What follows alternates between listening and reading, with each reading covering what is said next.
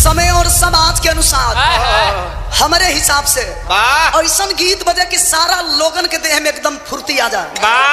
लड़का से लेके जवान से लेके बुढ़ऊ दादा लो जुटल बनी, कड़कड़ा के तीनों फेस पे लाइन आ जाए। अरे वाह, ये तीनों फेस का होला हो?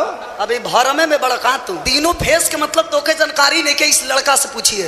बताओ रे भाई। बता तो भाई। ए मोरी भाऊजी का चौथा दारू आइल बहोरी कहां लुकारू घर से बाहर आवत ना तनी छटक छटक चलावा तू ना अभी छटक छटक चलावा तू ना।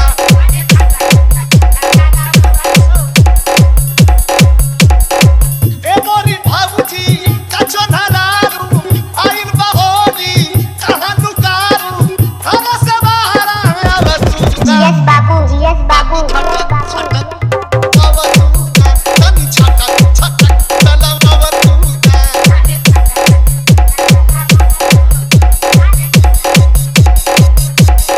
तेरे जैसे लड़के को मैं बहुत जानती हूँ। चल निकल ले पतली गली से। हमार भौजी बोला तोहार का विचार भौजी।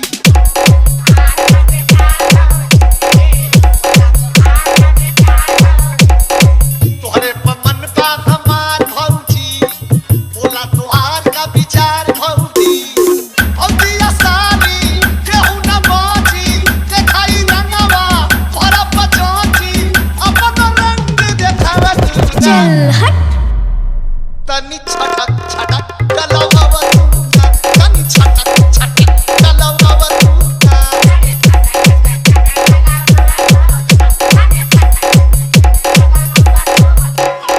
Yes, Babu.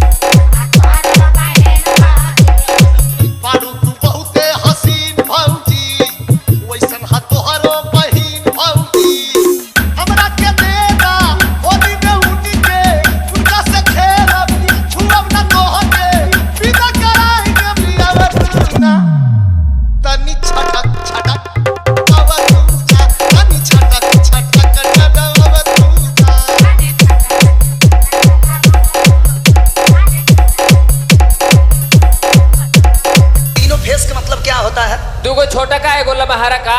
वाह, तारा भाई में खूबी बा। हाँ ऐसा देवर तोहार देख कर जाइला यही से बजरे हम Yes, Babu. देवर तोहार देख कर जाइला यही से बजरे हम ना आइला। बोला ये भौजी का तो के चाही और से होरी फिर की नाही नहीं चुनरी खाना दावत ना तनी छटक छटक चलावा तू ना तनी छटक छटक चलावा तू ना।